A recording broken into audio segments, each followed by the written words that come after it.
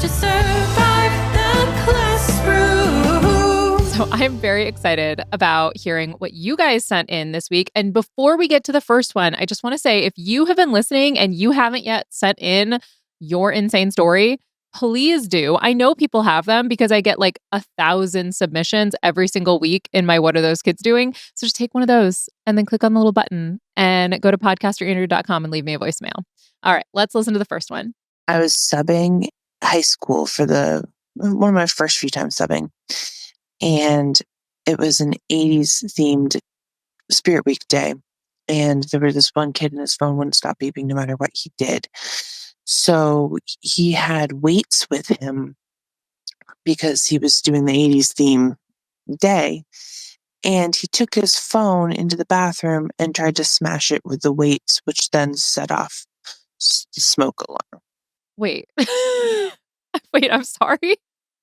How did smashing it with the weights set off the alarms? Here's the thing that I think is so very strange about like all of the fire alarms, the vaping alarms, the smoke alarms that we put in the bathrooms. It seems like they are just not super specific. And in big 2025, can we not figure out how to make sensors that, number one, have some kind of like protection around it so that kids can't immediately go in and disable it, right? Because obviously that's going to be the first thing that happens. There's going to be one kid who takes a skateboard to that little vape alarm or smoke alarm in the bathroom. But how in the world did shattering the phone? I'm trying to think of a scenario in which that would make it go off. Maybe the phone started smoking, but I wouldn't think it would.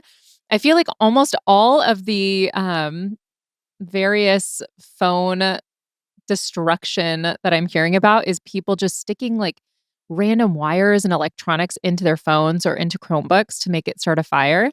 And phones are expensive. I don't know how people are spending that kind of money on it. And then I would assume they're not doing it to their own phones. I would assume they're just doing it to school Chromebooks and doing it to other people's phones that maybe they hate. But as a parent, if I gave my kid a phone, especially those phones, like those phones are so expensive. They're like $1,000. And I found out that like one of their friends thought it would be funny to try and start a fire to do arson in the midst of class. I think I would absolutely crash out. Like, and I don't know. I feel like also when I was in high school, most of the pranks that we did, they were not that they were harmless, but they weren't going to massively destroy school property. But I mean, we also weren't trusted with Chromebooks. The greatest example I have of the silly goose shenanigans that my friends and I would get into is I have this friend who he stole a popcorn maker because they would always do these fundraiser things at school. And so at lunchtime, they would sell a bag of popcorn for like 50 cents or whatever, right? Well, it wasn't the season for that. And so one of my friends stole the popcorn maker and snuck it into the boys' bathroom and started popping popcorn in the boys' bathroom and was selling popcorn out of the boys' bathroom, which like on the surface, I think is actually so funny. And also who are you hurting? Nobody. I don't even know that they really got in trouble. It was more like, don't market popcorn out of the bathrooms anymore. Which honestly, I feel like what I hear about the most is that kids are like running haircut, like side gigs out of the bathrooms. Like I've heard of lots and lots of kids bringing clippers to school and they'll just like, they'll edge up their friends and stuff in between classes or at lunch and make a couple bucks.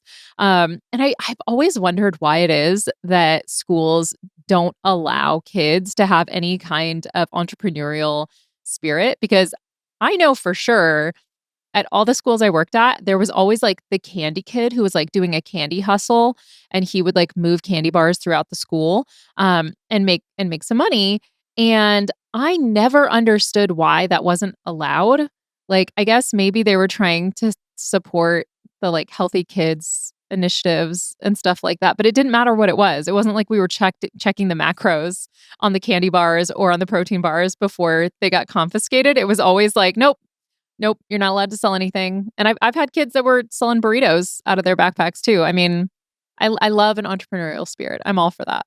Thank you so much for watching. Want more of How to Survive the Classroom? You can watch the rest of the episode right now. Just click on that little box over there. Do you see it? And if you haven't yet, please subscribe. Okay, bye.